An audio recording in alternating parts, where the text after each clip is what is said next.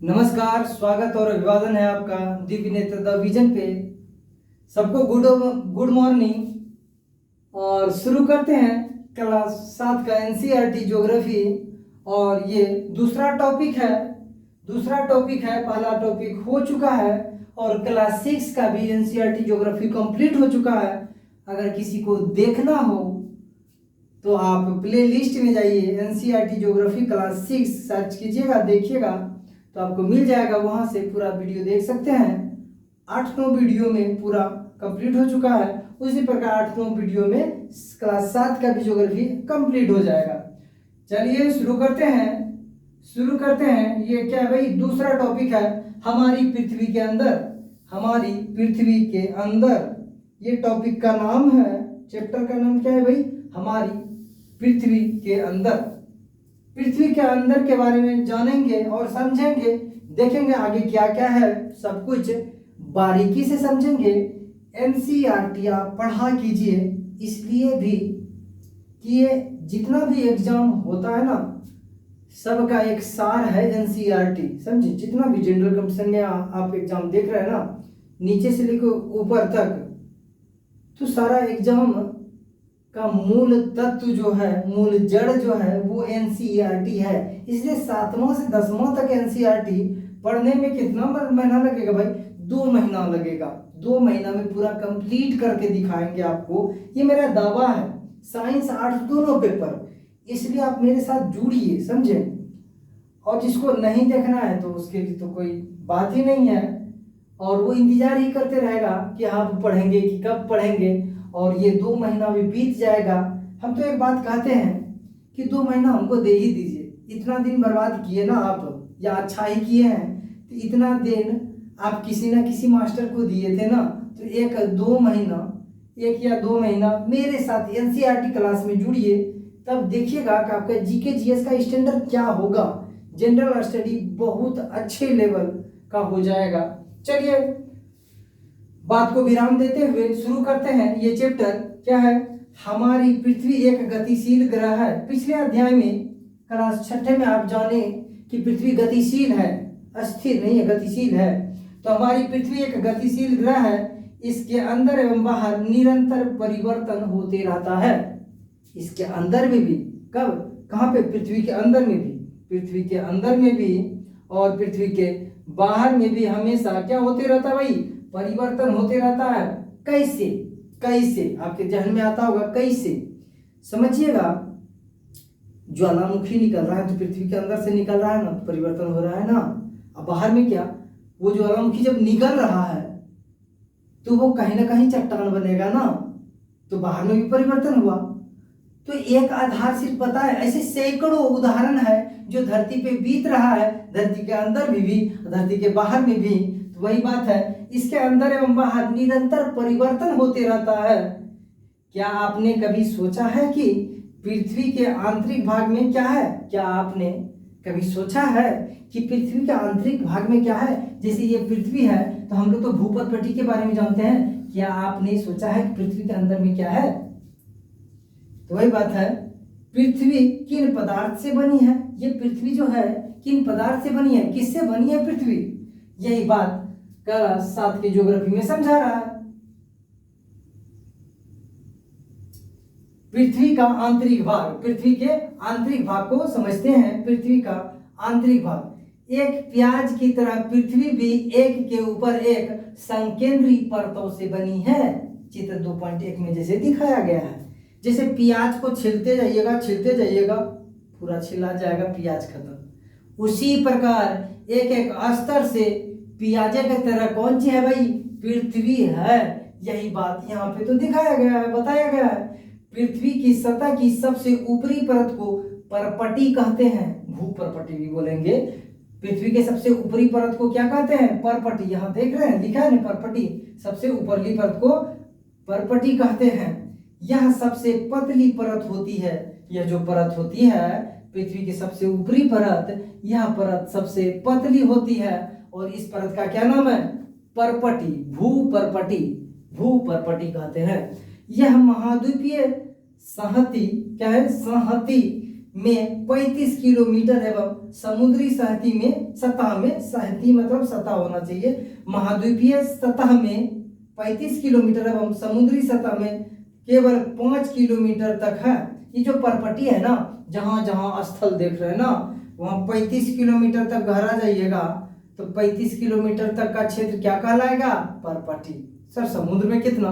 समुद्र में केवल 5 किलोमीटर गहरा जाइएगा, 5 किलोमीटर गहरा कंप्लीट। 5 किलोमीटर समुद्र सतह से, समुद्र का पानी वाला लेयर से नहीं, समुद्र तल से नहीं, समुद्र के निचला जमीन से 5 किलोमीटर नीचे जाइएगा, परपटी समाप्त हो जाएगा। ये सामान्य सा बात बताया गया है। महाद्वीपीय संहिता मतलब सतह, महाद्वीपीय संहति मुख्य रूप से सिलिका एवं एल्युमिनियम जैसे खनिजों से बनी है। यानी महाद्वीप का जो सतह है वो सिलिका एवं एल्युमिनियम जैसे खनिजों से बनी है। सिलिका को क्या कहेंगे? Si से सिलिका, एल्युमिनियम को Al करेंगे, तो इसका नाम कह दिए क्या? सियाल हो सकता है ना जी, सियाल, जिसे हम सियाल भी कहेंगे शॉर्ट फॉर्म में। तो भूपर्पटी जो बना हुआ है, ये पृथ्वी का सबसे पतला परत भूपर्पटी यानी परपटी, ये किसका बना हुआ है? सियाल का बना हुआ है, यानी सिलिका और एल्युमिनियम का बना है। कितना आसान से पढ़ रहे हैं, सब कुछ बारीकी समझते चलेंगे। इसलिए इसे Cl मतलब C से सिलिका तथा L से एल्युमिनियम कहा जाता है। इसलिए तो कहा जाता है इसे Cl कहा जाता है या Cl कहा जाता है। ये सब बात है। महासागर की परपटी मुख्यतः सिलिका एवं मैग्नीशियम की बनी है। महासागर की परपटी जो है, क्यों महासागर की परपटी? क्योंकि महासागर बहुत गड्ढा है ना, महासागर बहुत गड्ढा है। गड्ढा के नीचे जाइएगा तो उसकी परपटी किससे बनी भाई? सिलिका और मैग्नीशियम की बनी है। इसलिए इसे C से सिलिका, Ma से मैग्नीशियम, सीमा कहा जाता है। सीमा आप कह सकते हैं, इसे सीमा या सीमा कह सकते हैं, क्योंकि ज्योग्राफी में आप जानते हैं Mg मतलब मैग्नीशियम होता है केमिस्ट्री की लैंग्वेज में, लेकिन ज्योग्राफी से Ma लिखा है।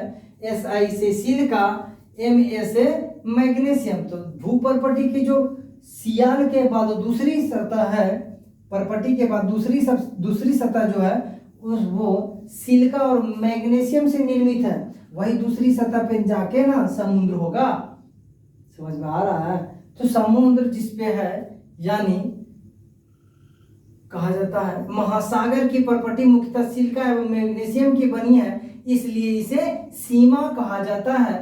परपटी के ठीक नीचे मैंटल होता है, परपटी के नीचे मैंटल होता है जो 2900 किलोमीटर की गहराई तक फैला होता है।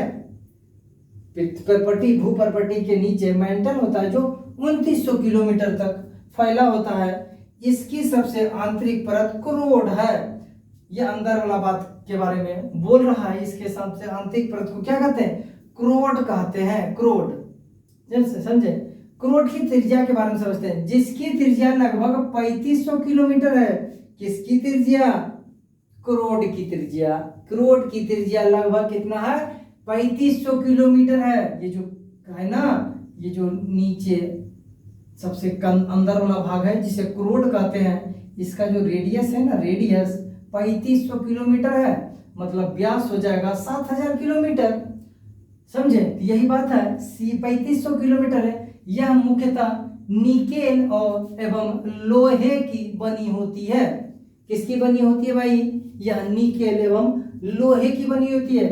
निकेल को Ni से डिनोट करेंगे हम लोग, और लोहा को Fe से करते हैं ना जी, इसलिए इसे क्या कहेंगे? नीफे। इसलिए इस परत को क्या कहेंगे? नीफे कहेंगे। तो ऊपरला सियाल था, पिछला सीमा और निचला नीफे। समझे? इसलिए नीफे, नी से निकेल तथा Fe से फेरस मतलब लोहा होता है। केंद्रीय क्रोड का तापमान एवं दाब काफी उच्च होता है। ये जो केंद्र में क्रोड है, इसका टेम्परेचर बहुत हाई, टेम्परेचर बहुत ज्यादा होता है, बहुत ज्यादा। इतना ज्यादा सोचिए प्रशांत महासागर में खाली पानी भरा पड़ा है, फिर भी वो ज्वालामुखी जो निकलती है ना रिंग्स ऑफ फायर के माध्यम से, तो आग निकल रहा है धरती के नीचे से, फिर भी प्रशांत महासागर का पानी उससे शांत निकल पा रहा। ये धरती के नीचे आग का गोला समझिए वो है ना जी। तो नीचे का तापमान और दाब बहुत ज्यादा होता है। शैल एवं खनिज को समझते हैं, शैल एवं खनिज को समझते हैं। क्या है? पृथ्वी की परपटी अनेक प्रकार के शैलों से बनी है। ये जो पृथ्वी के तीन परपटी देखे ना, ये तीन परपटी या पृथ्वी को उपरला परत को परपटी कहते हैं। यही पृथ्वी की परपटी जो है अनेक प्रकार के शैलों से बनी है, ढेरों प्रकार की शैलों से बनी है। कौन सी? पृथ्वी की परपटी। पृथ्वी की परपटी बनने वाले खनिज पदार्थ के किसी भी प्राकृतिक पिंड को शैल कहते हैं। खनिज पदार्थ जो बनता है ना भाई, पृथ्वी का परपटी जो अनेक प्रकार के शैल से बना है वो खनिज है एक्चुअली, और उसे क्या कहते हैं? शैल कहते हैं। शैल विभिन्न रंग, आकार एवं गठन की हो सकती है। शैल जो है अनेकों कलर का हो सकता है, अनेकों प्रकार का हो सकता है, एवं अनेकों इसका संगठन गठन हो सकता है। समझे?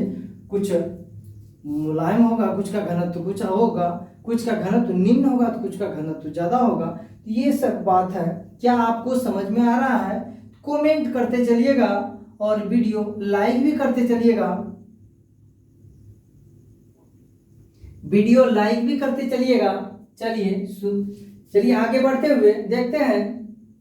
मुख्य रूप से शैल तीन प्रकार की होती है। शैल कितने प्रकार की होती है? नोट्स में लिखते चलिएगा। मुख्य रूप से शैल तीन प्रकार की होती है। आग्नेय शैल यानी इग्नियस कहा जाता है इसे, आग्नेय शैल को इग्नियस कहा जाता है। अवसादी शैल यानी सेंडिमेंट्री शैल, सेंडिमेंट्री शैल भी कहा जाएगा किसे? अवसादी शैल को। एवं कायांतरित शैल यानी मेटामोरिफिक शैल। समझे? तीन प्रकार का शैल है। कौन कौन भाई? आग्नेय, अवसादी और कायांतरित। आग्नेय, अवसादी, कायांतरित 4 बार बोलेंगे याद हो जाएगा। क्या क्या बोलना है? भूपर्पटी 3 प्रकार के शैल से बना है। भूपर्पटी 3 प्रकार के शैल से बना है। कौन कौन शैल? आग्नेय, अवसादी और कायांतरित। समझे? काया जो बदल लिया, काया में अंतर ला लिया है, जो कायांतरित है। द्रवित मैग्मा मतलब ये जो मैग्मा है द्रव अवस्था में, तो वही बात है। द्रवित मैग्मा ठंडा होकर ठोस हो जाता है। ये जो जमीन जब भूकंप आता है या किसी न किसी माध्यम से जमीन फटता है तो नीचे से ज्वालामुखी निकलती है, तो ये इसे क्या कहते हैं? मैग्मा कहते हैं। ये मैग्मा ऊपर में आते ही तुरंत नहीं, तापमान कमेगा, बढ़ेगा, जिसके चलते क्या हो जाएगा? ये धीरे धीरे ठंडा होगा, ठंडा होके ठोस अवस्था में बदल जाता है। कौन सी भाई? ये मैग्मा। और कैसा मैग्मा? द्रवित मैग्मा। समझे? नीचे से पूरा गर्म अवस्था में निकलता है। समझे? वही मैग्मा। इस प्रकार बने शैल को आग्नेय शैल कहते हैं। जो मैग्मा से जो शैल प्राप्त होगा, मैग्मा से जो शैल प्राप्त हुआ है ना, उस शैल को ही आग्नेय शैल कहते हैं। सर वो सब बात छोड़िए, एक तो आसान तरीका बताइए। बताते हैं। आप क्या थोड़ी देर पहले ये जाने कि पृथ्वी के अंदर ताप एवं दाब बहुत अधिक है। सब चीज द्रव अवस्था में हो गया है, पिघल के। नीचे सबसे पूरा कठोर है निकेल और फेरस। समझे? आप यह जानिए कि जब ज्वालामुखी निकलती है तो वहां से नीचे से लावा मैग्मा निकलता है भाई, तो वो इतना ज्यादा हीट होता है उसमें। आगिन समझिए क्या है? आग निकल रहा है, आग टाइप का जो निकल रहा है, इसलिए अब वो आगे ठंडा होगा, इसलिए उसे क्या कहेंगे? आग्नेय शैल कहेंगे। ट्रिक टाइप का बता दिए। आगिन से जो शैल बना उसे आग्नेय शैल कहेंगे। आग्नेय शैल कहेंगे, वही बात है। इन्हें प्राथमिक शैल भी कहते हैं। ये जो आग्नेय शैल है ना, ये इसे प्राथमिक शैल भी कहा जाता है, क्योंकि प्रथम अवस्था, ये जो शैल बन रहा है इसका प्रथम अवस्था है। मैग्मा जब ठंडा हुआ तो शैल बना, ये पहला शैल है जो ठंडा होकर तुरंत बना है, इसलिए तो इसे प्राथमिक शैल भी कहते हैं। आग्नेय शैल 2 प्रकार की होती है, अंतर्भेदी शैल एवं बहिर्भेदी शैल। भेदना मतलब तोड़ देना, भेदना मतलब तोड़ देना। अंतर्भेदी मतलब अंतरे भेद के रह गया, अब बहिर्भेदी मतलब बाहर में भेद दिया। कुछ चीज ऐसे ऐसे समझिए आप, ऐसे समझिए आप, ऐसे समझिए आप, एक सेकेंड।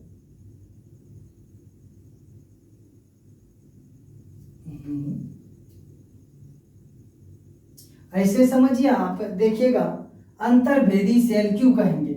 ये धरती है, ये क्या भाई, धरती है। धरती के नीचे एक यहाँ पे कुछ हलचल हुआ, यहाँ से फाड़ के धरती से निकला क्या, मैग्मा।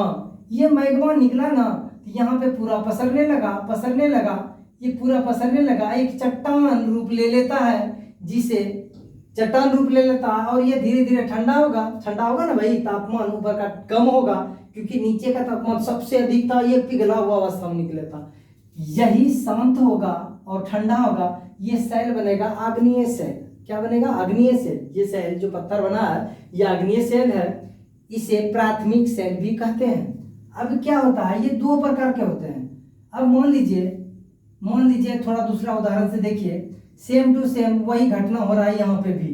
ये फाड़ के निकलना चाहा, लेकिन इतना ताकते नहीं इसके पास कि धरती को पूरा फाड़ दे, यहीं पे जम गया सर। मतलब यहाँ भूपर पट्टी है, भूपर पट्टी के नीचे ही ठंडा गया, वहीं रुक गया, इसलिए इसे अंतर्भेदी सेल कहते हैं। अंतरे में रहेगा। तो बहिर्भेदी किसे कहते हैं, कि जो बाहर में फेंक दिया, इसे बहिर्भेदी सेल कहेंगे। नहीं, अब समझ में आया आपको अंतर्भेदी और बहिर्भेदी। देखते हैं, तो अंतर्भेदी और बहिर्भेदी सेल होता है। ये सेल जो है आग्नेय सेल दो प्रकार के होते हैं, अंतर्भेदी सेल एवं बहिर्भेदी सेल। काफी आसान चैप्टर है, समझे। एक बार एनसीईआरटी अगर पढ़ लिए ना, सारा तकलीफ आपका खत्म नहीं हो गया तो फिर बताना हमको, एकदम तकलीफ दूर हो जाएगा भाई। जीवन में फिर जीके जीएस पढ़ने के लिए किसी मास्टर के पास नहीं जाना पड़ेगा। बस एग्जाम आया और क्या कीजिए, जिस भी एग्जाम का तैयारी करते रहते हैं उसका प्रीवियस ईयर प्रश्न पत्र आप सेट मारिए, सेट मारते रहिएगा। आपका इतना तो 6 to 10 एनसीईआरटी पढ़ने के बाद इस लेवल का मानसिकता हो जाएगा कि आप कुछ भी कर सकते हैं। समझे। चलिए आगे बढ़ते हुए देखते हैं, क्या आप ज्वालामुखी से निकलने वाले लावा की कल्पना कर सकते हैं। क्या आप कल्पना कीजिए। ज्योग्राफी जो है यह कल्पनाओं का विषय है। जितना अधिक कल्पना आप कर सकते हैं उतना आपका ज्योग्राफी अच्छा हो जाएगा। इसलिए ये जो ज्योग्राफी है कल्पनाओं का विषय है, तो कल्पना एक और कल्पना कर दीजिए। क्या करना है कल्पना, क्या आप ज्वालामुखी से निकलने वाले लावा की कल्पना कर सकते हैं। ये जो लावा निकलता है उसका कल्पना कर सकते हैं। वास्तव में आग की तरह लाल द्रवित मैग्मा ही लावा है। ये जो लावा निकल रही है ना, आग की तरह है, द्रवित लावा है, समझे। पूरा टेम्परेचर हाई है इसका, इतना ज्यादा गर्म है कि ठोस पदार्थ भी पिघल के द्रव अवस्था में बदल चुका है, समझे। जो पृथ्वी के आंतरिक भाग से निकलकर सतह पर आता है, यह जो मैग्मा है द्रवित अवस्था में, इसका टेम्परेचर बहुत है, हाई है। ये जमीन से निकलकर बाहर आता है सतह पर। जब द्रवित लावा पृथ्वी की सतह पर आता है, यह तेजी से ठंडा होकर ठोस बन जाता है। यह जब पृथ्वी के सतह पे पृथ्वी को फाड़ के आ जाता है तो क्या होगा, तेजी से ठंडा होगा और ठोस बन जाता है। परिपटी पर इस प्रकार से बने सेल को बहिर्भेदी या आग्नेय सेल कहते हैं, क्योंकि धरती को तो फाड़ दिया है, बाहर निकल गया, इसलिए इसे क्या कहेंगे, बहिर्भेदी सेल कहेंगे। कुछ बात है जी, बहिर्भेदी सेल अंतर्भेदी सेल कुछ न है। एक तो हवा बना दिया है कि ज्योग्राफी हार्ड है, कुछ हार्ड न है, बहुत इजी चैप्टर है। ज्योग्राफी जैसा सब्जेक्ट तो हमको नहीं लगता है कोई इजी होगा अगर ढंग से पढ़ लिया जाए तो।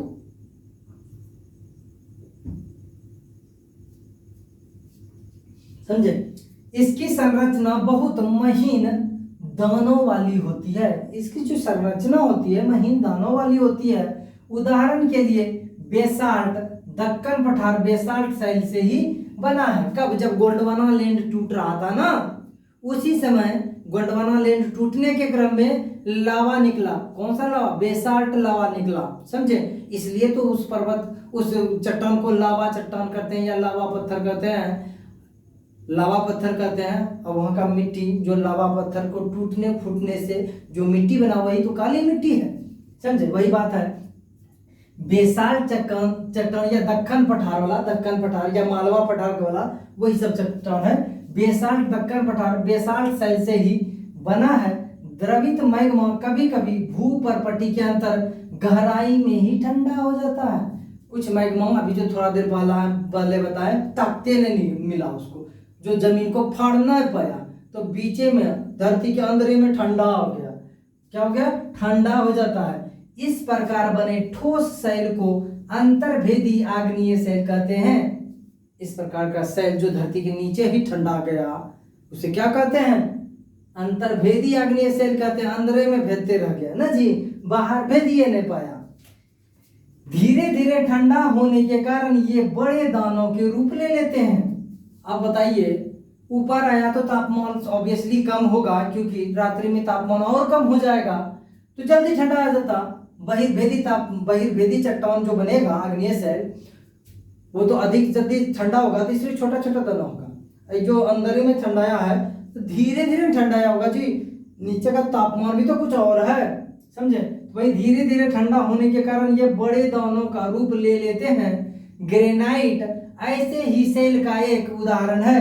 ये जो ग्रेनाइट संगमरमर आप लोग लगाते हैं घरवा में, समझे, तो वो ग्रेनाइट जो है ना वही है, अंतर्भेदी शैल है, अंतर्भेदी आग्नेय शैल है ग्रेनाइट, समझे। लई मसालों तथा दानों का चूर्ण बनने के लिए जिन अपघर्षण पदार्थ का उपयोग होता है वे ग्रेनाइट के बने होते हैं। ये जो लई मसालों ये सब होता है, चूर्ण बनने के लिए जो अपघर्षण पदार्थ होता है, समझे, वो मसाला पीसने वाला सब जो होता है वही बात है, बता रहा है, समझे। नेक्स्ट है, इसी में आगे बढ़ते हुए शैल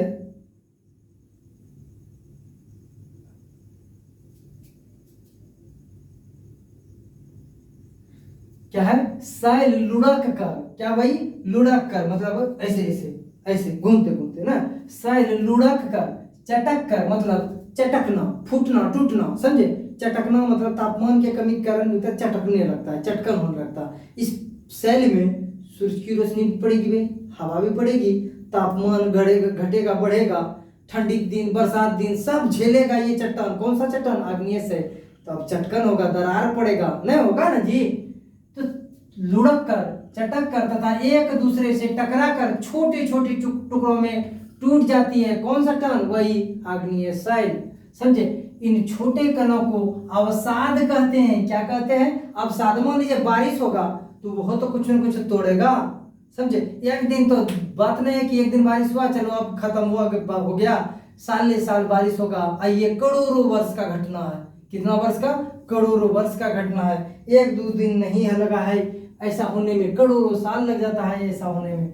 ये छोटे छोटे कण को अवसाद कहते हैं। ये अवसाद हवा, जल आदि के द्वारा एक स्थान से दूसरे स्थान पर पहुंचकर जमा कर दिए जाते हैं।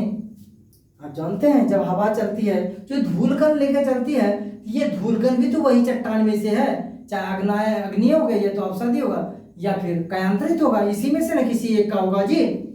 तो वही बात है कि एक दूसरे स्थान पे कैसे पहुंचती भाई? अपरदित होके या तो जल के माध्यम से बहते हुए नदी के द्वारा या फिर हवा के द्वारा उड़ के, समझे, यही बात है। ये अदृढ़ अवसाद दबकर एवं कठोर हो जाता है, समझे। ये अदृढ़ अवसाद जो है दबकर कठोर हो जाता है, धीरे धीरे दबते दबते कठोर हो जाता है। शैल की परत बनते हैं, ये शैल की परत बनने लगता है, उड़ेगा, यहाँ परत बिछते बिछते दबाव होते होते एक कठोर रूप ले लेगा और शैल का निर्माण करेगा। इस प्रकार की शैलों को अवसादी शैल कहते हैं। ये जो एक जगह से दूसरे जगह चला गया, इसी शैल को तो धीरे धीरे वो फिर से शैल रूप में ले लेगा, अपना रूप ले लेगा, इसलिए इसे अवसादी शैल कहते हैं। उदाहरण के लिए बलुआ पत्थर, रेत के दानों से बनते हैं। रेत के दाना कैसे बनाए भाई? वो जो कायांतरित चट्टान था ना नरेंद्र ने अवसादी क्या आग्नेय चट्टान में चटकन हुआ, दरार पड़ा, लुढ़क के छोटा छोटा टुकड़ों में बना, तापमान के परिवर्तन, जलवायु परिवर्तन के कारण, समझे। और वो हवा के द्वारा दूसरी जगह लेके गया या फिर पानी के द्वारा, और जहाँ लेके गया वहाँ पे तो जगह पे वहाँ पे क्या होगा, तह भाई तह बनते जाएगा बालू के कण के तरह। वही बालू के कण यानी रेत के दानों से बनता है क्या, यह शैल, जिसे क्या कहते हैं, अवसादी शैल। अवसाद से बना है, किससे बना है, अवसाद, मलबा से बना है, इसलिए इस शैल को क्या कहते हैं, अवसादी शैल। तो आग्नेय शैल समझ में आया और अवसादी शैल समझ में आया। आग्नेय चट्टान पहला बना तो प्राथमिक शैल, अवसादी दूसरा होगा तो द्वितीयक शैल कहेंगे हम लोग। इस शैल में पौधों, जानवरों एवं अन्य सूक्ष्म जीवाणुओं जो कभी इन शैलों पर रहे हैं कि जीवाश्म भी हो सकते हैं। मान लीजिए कभी रहा है और दूसरी जगह से दूसरी जगह लेके जा रहा है तो परत भाई परत हो गया, मान लीजिए वहाँ कीड़ा मर गया तो जीवाश्म तो रही गया ना। मान लीजिए यहाँ पे मान लीजिए चट्टान है, ये टूटा फूटा और यहाँ पे आ गया हवा के माध्यम से या फिर जल के माध्यम से, नदी के माध्यम से, यहाँ पे जमते गया, तह जा रहा है तो कुछ जीव भी होगा ना, जीव मरबन किया होगा, मरा और तीसरा का जाके अब अवसाद इसको ढक दिया, जो जीवाश्म है यहाँ पे रहिए ना क्या जी, इसलिए खुदाई के दौरान ये सब मिलेगा, समझे।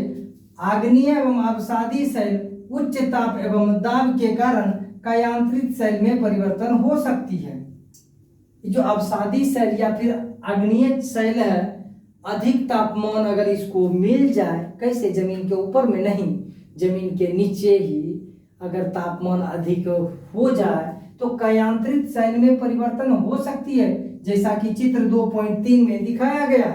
यह दिखाया गया, स्पष्ट रूप से दिखाई नहीं दे रहा है तो आप घबराइएगा नहीं, कोई दिक्कत नहीं है, चीज को समझते चलिएगा। उदाहरण के लिए चिकनी मिट्टी, स्लेट एवं चूना पत्थर, संगमरमर में परिवर्तन हो जाता है। कौन कौन सी भाई, चिकनी मिट्टी जो है ना, या स्लेट या फिर चूना पत्थर, ये सब किस में बदल जाता है, संगमरमर में बदल जाता है, समझे। तो इसे ही कायांतरित कहते हैं, रूप बदल लिया है, कैसे, तापमान के चलते। कितना आसान है ये ज्योग्राफी, मजा आ रहा है आप लोग को, मजा आ रहा होगा तो कमेंट कीजिएगा, मजा तो आता ही होगा, मजा आ रहा होगा तो कमेंट कीजिएगा। इसे हाँ ठीक है, यहाँ चलते हैं। शैल हमारे लिए बहुत उपयोगी है। ये जो शैल है हमारे लिए बहुत उपयोगी है। नॉर्मल शब्दों में कहा जाए तो संगमरमर बना है तो घरों में नहीं लगाते हैं जी, ढेरों चीज जरूरी है। शैल हमारे लिए बहुत उपयोगी है। कठोर शैलों का उपयोग सड़क, घर एवं इमारत बनाने के लिए किया जाता है। ये जो कठोर शैल है इसका उपयोग किसके लिए किया जाता है, सड़क बनाने के काम में, घर बनाने के काम में किया जाता है, इमारत बनाने के काम में किया जाता है। जैसे ताजमहल बनेगा उसमें में ग्रेनाइट लगेगा ना जी, ये सब चीज समझ में आ रहा है ना।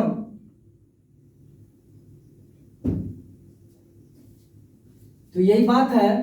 आप पत्थरों का उपयोग कई खोलों में करते हैं, पत्थर का उपयोग कई खेलों में, कई खेलों में करते हैं। पत्थर का उपयोग नहीं, खेलते होंगे तो पत्थर का उपयोग करते होंगे, समझे। उदाहरण के लिए 7 पत्थर, पिट्ठू, ये सब बच्चा को बताया गया है कि जो फिडोडो खेलते थे हम लोग बच्चा में, तो पत्थर पे पत्थर रखे तो वही तो पत्थर हुआ है। आप अपने दादा दादी, माता पिता, पड़ोसियों आदि से पूछकर कुछ अन्य खेलों की जानकारी प्राप्त कर सकते हैं। ये क्लास 7 के बच्चे को बताया गया है, वहां पे आपको कुछ नहीं समझना है, आगे बढ़ना है। आपको जानकर आश्चर्य होगा कि किन्हीं निश्चित दशाओं में एक प्रकार की शैल चक्रीय तरीके से एक दूसरे में परिवर्तन हो जाते हैं। चक्रीय अवस्था देख रहे हैं, यही बात है। आपको जानकर आश्चर्य होगा कि किन्हीं निश्चित दशाओं में, दशा भी निश्चित होना चाहिए, समझे। एक प्रकार की शैल, जो शैल है, कोई एक प्रकार की शैल है, वो चक्रीय तरीके से एक दूसरे में परिवर्तन हो जाते हैं, समझे। जैसे मैग्मा आग्नेय शैल बनेगा, आग्नेय शैल अवसादी शैल में एकदम तलछट में चला जाएगा, फिर ये अवसादी बनेगा, फिर अवसादी भी अवसादी सेल भी क्या है, अवसाद तलछट बन जाएगा, फिर ये कायांतरित बन जाएगा, कायांतरित बन जाएगा मैग्मा। समझे? तो ये अपने में चक्कर मारते रहता है। देख रहे हैं ना, यहाँ स्पष्ट रूप से तीर दे के बताया गया है। अवसादी सेल डायरेक्ट मैग्मा बदल जाता है। तो ये एक दूसरे में अगर निश्चित दशा, निश्चित तापमान मिले तो ऐसा घटना हो सकता है। समझे? एक सेल से दूसरे सेल में परिवर्तन होने की इस प्रक्रिया को सेल चक्र कहते हैं। सेल चक्र किसे कहते हैं, अब समझ में आया? एक सेल को एक निश्चित दशा में परिवर्तन होना ही सेल चक्र कहलाता है। तो एक सेल से दूसरे सेल में परिवर्तन होने की इस प्रक्रिया को क्या कहते हैं? सेल चक्र। नोट्स में लिखिएगा ये सब बात। आप जानते हैं कि द्रवित मैग्मा ठंडा होकर ठोस आग्नेय सेल बन जाता है। तो बात तो बता ही दी है ना, द्रवित मैग्मा ठंडा होकर क्या बना है? ठोस आग्नेय सेल बना है, आग्नेय चट्टान बना है। ये आग्नेय सेल छोटे छोटे टुकड़ों में टूटकर एक स्थान से दूसरे स्थान पर स्थानांतरित होकर अवसादी सेल का निर्माण करते हैं। ताप एवं दाब के कारण ये आग्नेय एवं अवसादी सेल कायांतरित सेल में बदल जाते हैं। अत्यधिक ताप एवं दाब के कारण कायांतरित सेल पुनः पिघलकर द्रवित मैग्मा बन जाती है। यह द्रवित मैग्मा पुनः ठंडा होकर ठोस आग्नेय सेल में परिवर्तन हो जाती है। ये सब बात आपको इससे पहले बता चुके। अभी 5 मिनट पहले यही सेम टू सेम बात था कि आग्नेय अवसादी कैसे बना है, अवसादी फिर से कैसे मैग्मा बदल जाएगा। समझे? सिंपल सा बात था, सेम बात है, पॉइंट है। अब आगे क्या भाई? सेल विभिन्न खनिजों से बनी होती है। ये जो सेल है ना, एकरा में ढेरी खनिज पाया जाएगा, ढेरों खनिज पाया जाएगा। तो यही बात है, सेल विभिन्न खनिजों से बनी होती है। खनिज प्राकृतिक रूप में पाए जाने वाले पदार्थ हैं। खनिज जो है यह प्राकृतिक रूप में पाए जाने वाले पदार्थ हैं, जिनका निश्चित भौतिक गुण धर्म एवं निश्चित रासायनिक मिश्रण होता है। ये जो सेल में खनिज है उसका निश्चित भौतिक गुण होता है भाई, और क्या होता है? निश्चित रासायनिक मिश्रण भी होता है। ये सब बात है। खनिज मानव जाति के लिए बहुत महत्वपूर्ण है। मानव के विकास के लिए खनिज महत्वपूर्ण भूमिका निभाती है। जैसे ये बोर्ड बना है, खनिज से तो बना है सर। इसमें लोहा है, लोहा भी तो खनिज है। लोहा भी क्या है? खनिज है। शीशा है, शीशा है, इसमें क्या है? शीशा है। शीशा क्या चीज भाई? शीशा भी तो एक खनिज है। तो यहाँ पे ट्राइपॉड सामने है, मोबाइल है, कैमरा है, लैपटॉप है, जितना भी चीज देख रहे हैं ना, ये कहीं ना कहीं खनिज से बना है। कुर्सी है, चेयर, चेयर भी कहीं ना कहीं खनिज से ही बना है। ये चीनी मिट्टी का बना हुआ है, तो ये भी तो खनिज ही है। तो आप खनिज के बिना आपका विकास संभव नहीं हो पाएगा ढंग से ना। इसलिए तो औद्योगिक क्रांति जब आएगा, विकास का जब होड़ लगेगा यूरोप में, तो बहुत ज्यादा खनन होना प्रारंभ होगा। समझे? बहुत ज्यादा खनन होना प्रारंभ होगा। इसलिए तो रियो डी जेनेरियो में बुलाया गया था, सम्मेलन होगा और सस्टेनेबल डेवलपमेंट का बात करेगा वहां पे। मतलब सतत विकास का लक्ष्य रखा गया। समझे? तो उसको बाद में पढ़ेंगे, फिलहाल यहीं पे चलते हैं। ब्रह्मास्त्र सीरीज में लाएंगे सस्टेनेबल डेवलपमेंट, एक टॉपिक मिल गया हमको। समझे? सस्टेनेबल डेवलपमेंट क्या होता है ब्रह्मास्त्र सीरीज में समझेंगे ढंग से। समझे? तो यही बात है, खनिज मानव जाति के लिए बहुत महत्वपूर्ण है। कुछ का उपयोग ईंधन की तरह होता है भाई। जैसे कोयला खनिजन है। कोयला को जला के हम लोग खाना बनाते हैं, बिजली पैदा करते हैं। प्राकृतिक गैस, इसे भी खाना बनाते हैं भाई। पेट्रोलियम, पेट्रोल, डीजल, केरोसिन इत्यादि बनाएंगे, प्राकृतिक गैस बनाएंगे। ये सबसे क्या करेंगे? हम लोग को ऊर्जा मिलेगा। हमको नहीं, शरीर को नहीं, मतलब खाना बनाने में काम आएगा, गाड़ी चलाने में काम आएगा, 50 काम है। इसका उपयोग उद्योग, औषधि एवं उर्वरक में भी होता है। जैसे लोहा, एल्युमिनियम, सोना, यूरेनियम आदि। इसका उपयोग अपने अपने जगह पे होता है। इसलिए क्या आप खनिज के बिना अपना विकास की कल्पना कर सकते हैं? लगभग नहीं। समझ में आया? अगर समझ में आ गया तो वीडियो को लाइक कर दीजिएगा, और जो यहाँ तक देख लिए होंगे तो उसको मजा ही आता होगा, तब ना वीडियो लास्ट तक देखे हैं। अगर लास्ट तक देखे हैं तो देखने की जरूरत नहीं, वीडियो को लाइक कर दीजिए। चैनल को सब्सक्राइब कर दीजिए और मिलते हैं फिर किसी ना किसी एक वीडियो में। तब तक के लिए पढ़ते रहिए और मन से पढ़िए और आगे बढ़िए। जय हिंद, जय भारत। आपका दिन शुभ हो, दिन शुभ हो, समझे। चलिए।